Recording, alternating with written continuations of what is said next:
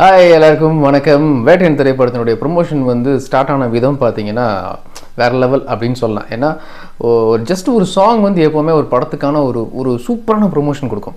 But மனசுலாய வந்து இவ்வளோ hit ஆகும்னு சத்தியமாக இவன் அனிருத் கூட நினச்சிருப்பாரான்னு தெரில. ஏன்னா அப்படி ஒரு வைப் கேரள மக்கள் வந்து அப்படி தலையில் தூக்கி வச்சு கொண்டாடிட்டு இருக்காங்க. ஒரு ப்ராப்பரான ஒரு ரிலீஸ் டேட்னு நினைக்கிறேன். ஒரு வாரத்துக்கு முன்னாடி 2 வாரத்துக்கு முன்னாடி ரிலீஸ் ஆயிருந்தா கூட இவ்வளோ ரீச் கிடச்சிருக்குமான்னு தெரில. பட் ஓணம் பண்டிகையை ஒட்டி ரிலீஸ் ஆனதுனால சும்மா அப்படி ஒரு வைரலாக போயிட்டுருக்கு பாட்டு. கரெக்டாக ஓணம் பண்டிகை அன்னைக்கு ஒரு நாளைக்கு முன்னால் தலைவர் வந்து கூலி படத்தினுடைய செட்டில் இருந்து ஒரு டான்ஸ் ஆடி போட்ட வீடியோ வேறு லெவலுங்க.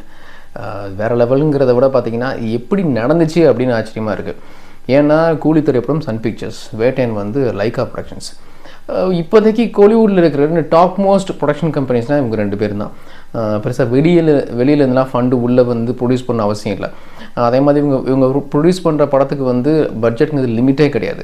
டாப் மோஸ்ட் கம்பெனிஸ் சூப்பராக ப்ரொமோட் பண்ணுவாங்க. பெரிய ஆர்டிஸ்ட் மட்டும் வச்சு தான் படம் பண்ணிகிட்டு இருக்காங்க. ரஜினி சார் லைக்கான் சன் பிக்சர்ஸ் கூட மட்டும்தான் ட்ராவல் பண்ணிட்டுருக்கு ரீசன்ட் டைமில். ஆனால் இவங்களுக்குள்ள ஒரு கோல்டு வார் இருக்கிற மாதிரிலாம் ஒரு டாக் இருந்துச்சு இதுக்கு முன்னால். 2 பேருக்கும் அப்படி ஒன்றும் செட் ஆகாது, கொஞ்சம் பிடிவாதமான ஆட்கள் அப்படின்லாம் சொல்லிட்டு இருப்பாங்க. பட் வேட்டையன் திரைப்படம் மனசுலாய சாங் வந்து லைகா ப்ரொடக்ஷன்ஸ் அந்த பாட்டை கூலி திரைப்படத்தை சன் பிக்சர்ஸ் அந்த செட்டில் வந்து கொண்டாடிட்டு இருக்காங்க. 2 பேருமே ட்வீட் பண்ணுறாங்க. லைக்காலேருந்தும் கூலி செட்லேருந்து மனசுலாயோ சாங் செலிப்ரேட் பண்ணியிருக்காங்க. ஓணம் பண்டிகை ஒட்டி ஹாப்பி ஓணம் சொல்லி ட்வீட் பண்ணுறாங்க. இந்த பக்கம் சன் பிக்சர்ஸும் ட்வீட் பண்ணுறாங்க. இது என்ன மாதிரி கொலாபரேஷன், வா சூப்பர்பா அப்படிங்கிற மாதிரி இருக்குது. ஏன்னா வேட்டையனோட ப்ரொமோஷனில் சன் பிக்சரோட பங்கு இருக்குது. அதே மாதிரி கூலி திரைப்படத்தை வேட்டையன் டீம் ப்ரொமோட் பண்ணுறாங்க, லைக்கா ப்ரொமோட் பண்ணுது. இது வந்து எனக்கு தெரிஞ்சு ரஜினி சார்னால் மட்டும்தான் முடியும்னு நினைக்கிறேன். அவங்க 2 பேரும் இந்தளவுக்கு ஒரு ஃப்ரெண்ட்லியாக ஒரு நல்லா இருக்குது. இதுதான் ஆரோக்கியமான ஒரு சினிமா அப்படின்னு சொல்கிற மாதிரி இருக்குது. பட் அன்னைக்கு தலைவர் ஆடின டான்ஸ் வந்து சூப்பருங்க. என்ன ஒரு கான்ஃபிடென்ட் வேணும் ஒரு மனுஷனுக்கு. அவர் வெளியில் வரும் பொழுது அவர் என்ன மாதிரி நார்மலாக அவர் இருக்கிற உருவத்தில் தான் வெளியே வர்றார். விக் வச்சுக்கிறதில்ல, மேக்கப் போட்டுக்கிறதில்ல, அவருக்கு என்ன காஸ்டியூம் தோணுதோ அது மட்டும்தான் போட்டு வர்றாரு. மற்றவங்கள மாதிரி இமேஜ் பார்க்குறதில்ல. ஆனால் ஒரு படத்தோட ப்ரொமோஷன், ஒரு சாங்கை ப்ரொமோட் பண்ணுறாங்க, ஓணம் பண்டிகைக்கு ப்ரொமோட் பண்ணுறாங்க, அவர் செட்டில் மேக்கப் இல்லாமல் இருக்கார். என்ன ஒரு கான்ஃபிடென்ட் ஒரு மனுஷனுக்கு இருக்கணும்ல. ஜஸ்ட் கூலர்ஸ் மட்டும் போட்டு என்ன யாருக்கு என்ன சந்தேகம் அப்படின்னு உள்ளே வர்றதா இருக்கட்டும். அந்த பாட்டை ஒரு தடவை பார்த்தாங்க. இந்த பக்கம் அந்த க்ரூ டெக்னீஷியன்ஸ் இருக்காங்க. முக்கியமாக தலையோட இடது பக்கம் பார்த்தீங்கன்னா படத்தினுடைய கேமராமேன் இருக்கார். ரஜினி சார் லோகேஷை கூப்பிட்றாரு. அவர் வேணாம் சார் அப்படின்ட்டார். சிரிச்சுக்கிட்டே ஸ்டெப் சொல்லித்தராரு. 1 2 1 2ன்னு சொல்லித்தராரு. பார்க்கவே அவ்வளோ நல்லா இருந்துச்சு. எவ்வளோ என்ஜாய் பண்ணுறாருல இந்த மனுஷன், அவருடைய ஒர்க்கை எவ்வளோ என்ஜாய் பண்ணுறாரு அப்படிங்கிற மாதிரி இருந்தது. அது மட்டும் இல்லாமல் அந்த மொத்த சாங் ஆடி முடித்த உடனே அப்படி சொல்கிறது வந்து பேட்டையில் கூட பண்ணுவார்னு நினைக்கிறேன். பேட்டையில் அந்த ஆடியோ லான்ச் வர்ற செப்டம்பர் 20, இன்னும் 2-3 நாட்கள் தான் இருக்குது. இது வந்து டக்குன்னு ரிலீஸ் பண்ண மாதிரி நமக்கு தோணுது. ஏன்னா ஃபஸ்ட் சிங்கிள் வந்தது பயங்கரமாக ஹிட் ஆகிட்டு இருக்குது. டக்குன்னு ஆடியோ லான்ச் வச்சுட்டாங்க. சேனலில் இதுக்கு முன்னாடி பேசிகிட்டு இருந்தோம் 20 இல்லாட்டி அதுக்கப்புறம் நம்ம பேசினது என்னென்னா மந்த் எண்டு தான் இருக்குன்னு நம்ம கெஸ் பண்ணது. பட் 20th வைக்கிறாங்க. சூப்பர். இந்த 20ஆம் தேதி நடக்க போகிற ஆடியோ லான்ச்சுக்கு யார் வருவாங்க? அமித்ஜி வருவாரா? எஸ், அமித்ஜி வருவார் தான் கேள்விப்பட்டேன். கண்டிப்பாக அமித்ஜி வராரு. ராணா துக்குபதி வராரு. ஆனால் ஃபகத் வர்றதில் ஒரு சின்ன கொஸ்டின் மார்க். அவருக்கு ப்ரேயராக வர வேலை இருக்க போல இருக்குது. பட் வருவாரா இல்லையான்னு தெரில. பட் வெயிட் பண்ணலாம். ஆனால் அமித்ஜி, ராணா துக்குபதி, அப்புறம் மஞ்சு வாரியார், மற்ற ஸ்டார்ஸ் எல்லாருமே வர்றது கன்ஃபார்ம் ஆயிடுச்சு. இந்த 20ஆம் தேதி நடக்க போகிற ஆடியோ லான்ச் ஒட்டி 2 போஸ்டர்ஸ் ரிலீஸ் பண்ணியிருந்தாங்க. அது இதுக்கு முன்னால் வந்த போஸ்டர்ஸை விட புதுசாக இருந்துச்சு. அதுக்கு முன்னால் ரஜினி சாரை மட்டும் வச்சு தான் போஸ்டர்ஸ் வந்துச்சு. இதில் 2 போஸ்டர், ஒரு பக்கம் மேல் லீட்ஸ், இன்னொரு பக்கம் ஃபீமேல் லீட்ஸ் அப்படிங்கிற மாதிரி போஸ்டர்ஸ் இருந்துச்சு. அந்த போஸ்டர் டிசைனே கொஞ்சம் நல்லா தான் இருந்துச்சு. ஏன்னா பொதுவாக ஃபீமேல் லீட்ஸ்க்கு வந்து அவ்வளோவா பெரிய லெவலில் போஸ்டர்ஸ்லாம் பார்த்திங்கன்னா முக்கியத்துவம் கொடுக்க மாட்டாங்க.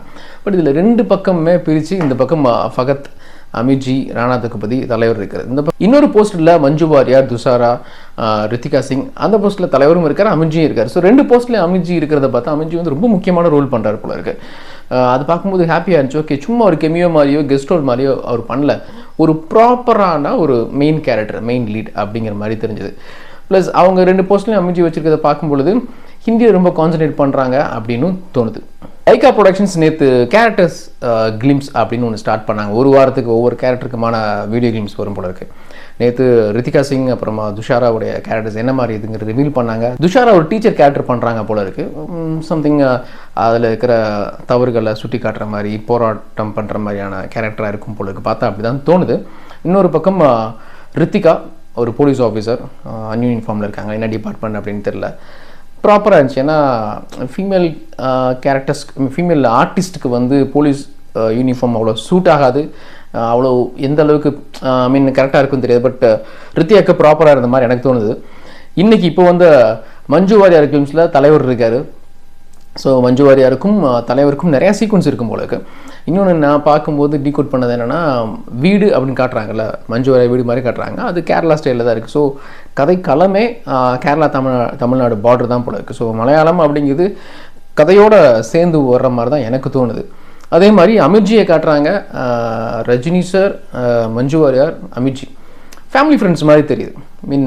தலைவர் ஃபேமிலியும் அமிர்ஜியும் பார்த்திங்கன்னா ஃபேமிலி ஃப்ரெண்ட்ஸ் மாதிரி இருக்குது. ஸோ கண்டிப்பாக அமிர்ஜி வந்து ஒரு பாசிட்டிவ் ரோல் தான் பண்ணுறாரு. நான் கேள்விப்பட்டது ஒரு லாயராக பண்ணுறாரு, சீனியர் லாயராக பண்ணுறது. அப்போது கதையில் வந்து சரி, கதை இதுக்கு மேலே டீகோட் பண்ண வேணாம். பட் அந்த கிளிம்ஸ் ரொம்ப நல்லா இருந்துச்சு. வேறு ஒரு கேரக்டர் காட்டும்போது தலைவரை காட்டுறாங்க, அமிர்ஜியை காட்டுறாங்க, சூப்பராக இருந்துச்சு. அது வேட்டையன் திரைப்படத்தோட ஆடியோ லான்ச்சில் தலைவர் என்ன பேச போகிறாரு? பொதுவாகவே ரஜினி சார் மேடையில் பேசும்பொழுது அவருடைய பேச்சு ரொம்ப ரசிக்கிற மாதிரி இருக்கும், ஹியூமர் கலந்து நிறைய விஷயங்கள் அப்படியே நம்ம மறந்து பார்த்துருவோம். ஜாலியாக பேசிடுவார். சீரியஸான விஷயத்த கூட பார்த்திங்கன்னா ஜாலியாக சொல்லிடுவார். நமக்கு அப்புறம் தான் புரியும், ஓ இவ்வளோ சீரியஸாக பேசியிருக்காரு அப்படின்னு சொல்லி. ஸோ வேட்டையன் திரைப்படத்தினுடைய ஆடியோ லான்ச்சில் என்ன பேச போகிறாரு அப்படிங்கிறது ரொம்ப எதிர்பார்ப்பு தூண்டுற மாதிரி இருக்குது. ப்ளஸ் இந்த டீமே புதுசு இல்லை, ஞானவேல் இயக்கத்தில் ரஜினி சார் நடிக்கிறாரு. எல்லாருமே சொல்லிட்டாங்க. ஞானவேல் முக்கியமாக அவர் என்ன சொன்னார்னா, புது ரஜினிகாந்த், ஒரு வித்தியாசமான ரஜினிகாந்த் நீங்கள் பார்ப்பீங்க அப்படின்ட்டார். ராணா தக்கு பற்றியும் அப்படி தான் சொன்னார். இப்படி ஒரு ஸ்ட்ராங்கான ஒரு ஸ்டோரி லைன் உள்ள ஒரு படத்தில் ரஜினி சார் நடிக்கிறாரு அப்படின்னு சொன்னார். ஸோ இது எல்லாம் அந்த மேடையில் ஒருத்தரும் என்ன அந்த கேரக்டர் பற்றி பேசுவாங்க, படத்தை பற்றி பேசுவாங்க. ப்ளஸ் அது வந்து ஆடியோ லான்ச் மட்டும் இல்லை, கிளிம்ஸும் காட்டுறாங்க. கைண்ட் ஆஃப் ஒரு ட்ரெய்லரும் அன்றைக்கே லான்ச் பண்ணுவாங்கன்னு தான் தோணுது. இல்லை ட்ரெய்லருக்கு முன்னால் ஜஸ்ட் ஒரு இப்போ இந்த படம் எப்படி இருக்கும் அப்படிங்கிற மாதிரி ஒரு சின்ன ஒரு கிளிம்ஸ் காட்டலாம். எனக்கும் அதை பார்க்கணுன்னு ஆர்வமாக இருக்குது. ஓவர் எக்ஸ்பெரிமெண்டலாக போயிடுவாங்களா அப்படி தோணலை. ஏன்னா கமர்ஷியலான சாங் இருக்குது, மியூசிக்கும் அப்படி தான் தோணுது. அனி ஒரு இன்டர்வியூவில் பேசியிருந்தார், கதையும் ரொம்ப ஸ்ட்ராங்காக இருக்கும், ஸ்பீடாக ஸ்க்ரீன் ப்ளே இருக்கும். அப்படிங்கும்போது எல்லாருமே பவர்ஃபுல்லான கேரக்டர்ஸ், அமிர்ஜி இருக்கார், ஃபகத் இருக்கார். அப்படிங்கும்போது பிஜிஎம்மில் நான் பெருசாக ஒர்க் பண்ணியிருக்கேன் அப்படின்னு. ஸோ இதெல்லாம் வச்சு பார்க்கும்போது நமக்கு வந்து வேட்டையன் இத்தனை நாள் நம்ம பார்த்த போஸ்டர்ஸ், இந்த சாங் எல்லாத்தையும் மீறி கிளிம்ஸில் நம்மளை சர்ப்ரைஸ் பண்ணுற மாதிரி ஏதோ ஒரு விஷயம் இருக்கும். வேட்டையன் திரைப்படம் 1000 கோடி அடிக்குமா அப்படின்னு கேட்டிங்கன்னா, எனக்கு தெரிஞ்சு என்னுடைய கெஸ் வந்து டெஃபினட்டாக ஈஸியாக ஜெயிலர் திரைப்படத்தினோட ரெக்கார்டை இது பிரேக் பண்ணிடும். 600-650 கோடிக்கு மேலே போயிடும். இன்ஃபேக்ட் அந்த 800 கோடியும் டச் பண்ண வாய்ப்பு இருக்குது. ஏன்னா கண்டென்ட் ஓரியன்ட் ஃபிலிம், 5 நாள் லீவு, தசரா ஹாலிடேஸ், ஃபகத், அமிர்ஜி, ரொம்ப ஸ்ட்ராங்கான ஸ்டோரி, மஞ்சு வாரியார், ரேசியான ஸ்க்ரீன் பிளே, கோட் ட்ராமா, இதெல்லாம் வச்சு பார்க்கும்போது 200 கோடி அசால்ட்டாக அடிச்சிடும். ஆனால் அந்த 1000 கோடி தொடுமா அப்படின்னு கேட்டிங்கன்னா, அன்ஃபார்ச்சுனேட்லி இந்த படத்தை வந்து ஓடிடி அக்ரிமெண்ட் சைனில் 4 வீக்ஸ் அக்ரிமெண்ட் சைன் தான் பண்ணியிருக்காங்க. அதாவது 4 வார முடிவில் இந்த படத்தை ஓடிடியில் ரிலீஸ் பண்ணிடலாம். ஆனால் இப்படி ரிலீஸ் பண்ணால் ஹிந்தி வெர்ஷனை வந்து அதிகமான ஸ்க்ரீன்ஸில் ரிலீஸ் பண்ண முடியாது நார்த் இந்தியாவில். ஏன்னா அவங்களுக்கு ஹிந்தி மார்க்கெட்டில் ஒரு ஹிந்தி படத்தை இல்லை டப் பண்ண ஒரு ஹிந்தி படத்தை வந்து 8 வார முடிவில் தான் ஓடிடியில் ரிலீஸ் பண்ணோம். ஸோ இந்த பிரச்சனை தான் ஜெயிலர், லியோக்கெலாம் இருந்துச்சு. ஈவன் கோட்டு கூட தான் பெருசாக தேட்டர் கிடைக்கல. அப்படி பார்க்கும்போது வேட்டையன் திரைப்படத்தை நார்த் இந்தியாவில் பிவிஆர் மாதிரி ஒரு ப்ராப்பர் மல்டிப்ளெக்ஸில் அதிகமான ஸ்க்ரீன்ஸில் ரிலீஸ் பண்ணுவாங்கிறது டவுட்டு. அப்படி இருந்தாலும் சின்ன திரையரங்கம், சிங்கிள் ஸ்க்ரீன்ஸில் அதிகமாக ரிலீஸ் பண்ண வாய்ப்பு இருக்குது. பார்க்கலாம், இன்னும் டைம் இருக்குது. எவ்வளோ ஸ்க்ரீன்ஸில் ரிலீஸ் பண்ண போகிறாங்கன்னு தெரில. Let's wait. Good bad ugly திரைப்படம் கடைசி அந்த படத்தை பற்றி பேசிடுவோம். நானே சொல்லியிருந்தேன் இந்த படம் கண்டிப்பாக பொங்கலுக்கு ரிலீஸ் ஆகாது. ஏன்னா பெருசாக அவங்க ஷூட்டிங் போகல, ப்ளஸ் விடாமல் வச்சு தள்ளி போயிட்டே இருக்கிறத பார்த்தா டிசம்பர்லாம் ரிலீஸ் பண்ணுவாங்களான்னு தெரில. டிசம்பரில் எந்த அளவுக்கு நல்லா இருக்குன்னு தெரில. அதுக்கு பொங்கலுக்கு வந்து விடாமல் வச்சு வந்துடலாம். குட் பேட் அக்லியே கொஞ்சம் சம்மர் ஹாலிடேஸ் தள்ளி போடுவாங்களோன்னு நினச்சா, அன்எக்ஸ்பெக்டடாக மைத்ரி மூவிஸ் இன்றைக்கி ஒரு போஸ்ட்னு சொல்ல முடியாது, படத்தினுடைய இயக்குனர் ஆதிக் ரவிச்சந்திரனுக்கு வந்து பிறந்த நாள். ஸோ அவங்க ஜஸ்ட் ஒரு ஹாப்பி பர்த்டே அப்படிங்கிற மாதிரி ஒரு போஸ்ட் போட்டிருந்தாங்க. அதில் பொங்கல் ரிலீஸ் 2025 தெளிவாக போட்டிருக்காங்க. ஸோ ஆதிக்கு வந்து கொஞ்சம் சீக்கிரமே ப்ராஜெக்டை முடிக்கக்கூடிய ஒரு ஆள் தான். ஒருவேளை அவங்க இவ்வளோ ஸ்ட்ராங்காக ப்ராப்பராக கண்டிப்பாக பொங்கலுக்கு தான் குட் பேட் அக்லி ரிலீஸ் பண்ணுவாங்க அப்படின்னா, விடாமுயற்சி எப்போ வரும்? விடாமுயற்சி டிசம்பர் வரும் அப்படிங்கிற மாதிரி அர்ஜுன் சார் சொன்னார். சைமா அவார்ட்ஸ் வந்தார், லியோ படத்தில் நடிச்சிருக்கா, சிறந்த வில்லனுக்கான அவார்டு வாங்கினார். வாங்கிட்டு விடாமுயற்சி வந்து இன்னும் 2 or 3 monthsக்குள்ளே வந்துடும், டிசம்பர் வந்துடும், அதை விட்டா பொங்கல் அப்படிங்கிற மாதிரி அவர் சொன்னார். அப்போது குட் பேட் அக்லி பொங்கலுக்கு வந்துச்சுன்னா விடாமுயற்சி எப்போ வரும்? ஏன்னா டைமே இல்லை, தீபாவளிக்கு வரல அப்படி தான் கேள்விப்பட்டேன். தீபாவளிக்கு வர மாதிரி தெரியல, இப்போ வரைக்கும் அவங்க எதுவுமே சொல்லலையே. தீபாவளி விட்டுட்டு அதுக்கடுத்து பார்த்தீங்கன்னா டிசம்பர் தான். டிசம்பர் புஷ்பா வந்து ஒரு டேட்டில் வருது. பட் எப்படி பண்ண போகிறாங்க தெரியல. டிசம்பர் விடாமல், ஒருவேளை புஷ்பாவை கண்டுக்காமல் புஷ்பா வந்தானே யார் வந்தால் என்ன அப்படின்னு விடாமரிச்சு விடலாம், வாய்ப்பு இருக்குது. அப்படி விடாமரிச்சு டிசம்பர் விட்டாங்கன்னா ஒரே மாதத்தில் தலைக்கு அடுத்தடுத்த படம். டிசம்பர் விடாமல் வச்சு பொங்கலுக்கு குட் பை அக்லி, என்னென்னமோ நடக்குது கோலிவுட்டில், அவ்வளோதான்.